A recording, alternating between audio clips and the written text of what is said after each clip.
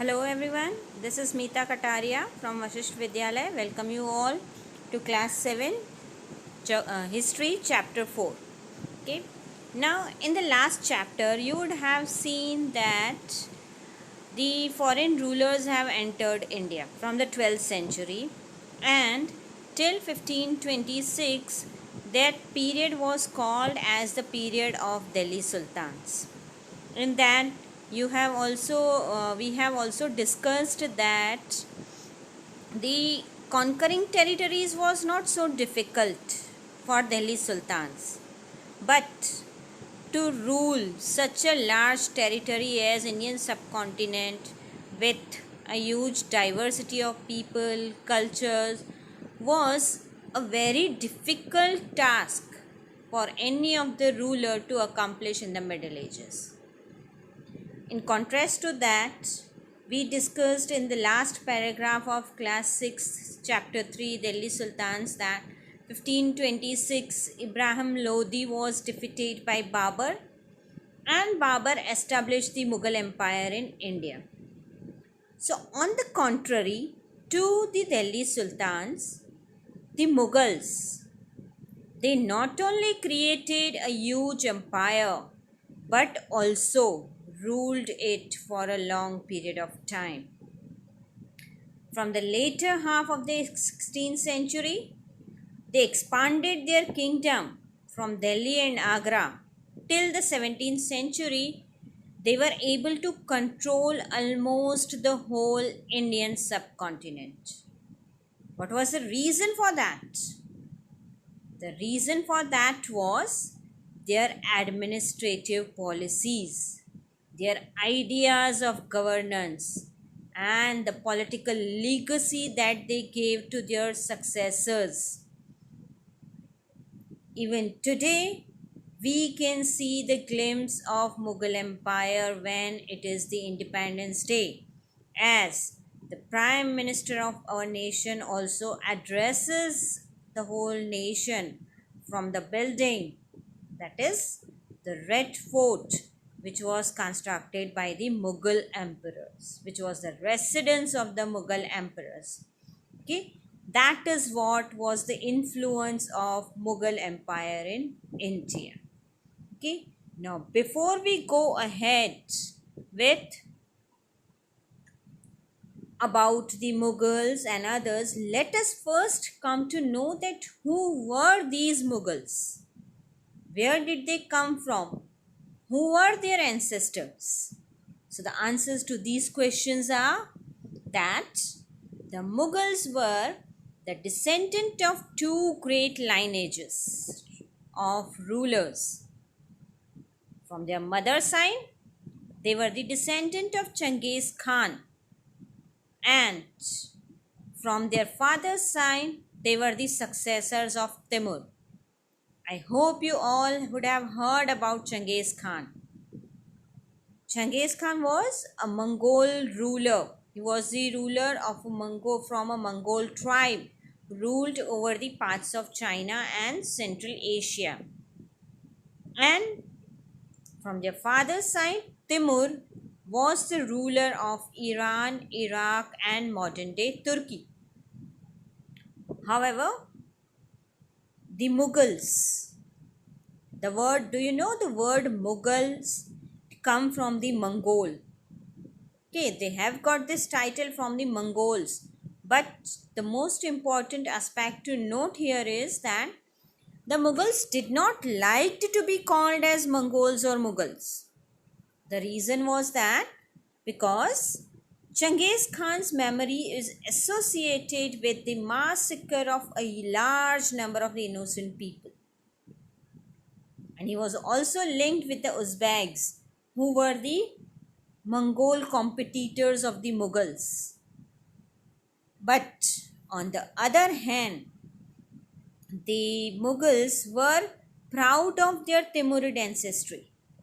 They were very much proud that they are the descendants of Timur, who has invaded Delhi and captured Delhi in 1398.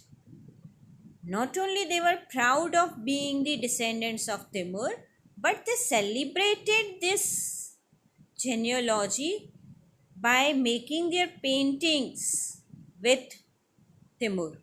Every Mughal emperor had their painting with Timur. In this picture also you can see that they are celebrating. It is kind of a family photograph or a group photograph where Timur is in the center, and on right hand left hand side there are his descendants, including all the Mughal emperors like Babur, Humayun, Akbar, Jahangir, Shah Jahan, and Aurangzeb. So, this tells us that the Mughals, they are descendants of two great lineage rulers, two powerful rulers of different areas of Asia, different regions of Asia. Okay. Now, coming to this, the Mughals, how did they establish their power in India? How they expanded their kingdom in India? We will have to have a look at their military campaigns. Earlier we discussed that it was the Mughals who not only expanded their kingdom but they also retained their kingdom for a very long period of time. So, to understand that, we will have to go through the military campaigns of Mughals. The first Mughal emperor in India was Babur. So let us start with the history of Babur. Who was Babur? When did he become the ruler? Babur, he became the ruler of Farghana in 1494 when he was just 12 years old.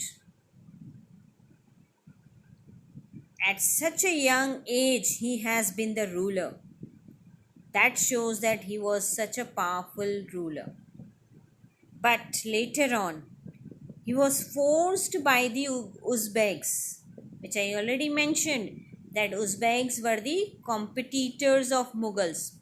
They were also from the Mongol, but they were the competitors of Mughals and they defeated Babur, and he has to leave his ancestral throne of Farghana. After that, he wandered in some places for some years, and later on, he seized Kabul in 1504. He captured Kabul. He ruled over there, and finally, in 1526, he came to India. He defeated Delhi Sultan of that time, that is Ibrahim Lodi, at the first battle of Panipat, and captured Delhi and Agra, and he put the foundation of Mughal Empire in India. Further about the Mughal campaigns, we will go through this chart, which is telling us that how different rulers have expanded their kingdom, how different Mughal rulers have expanded their kingdom. Babur,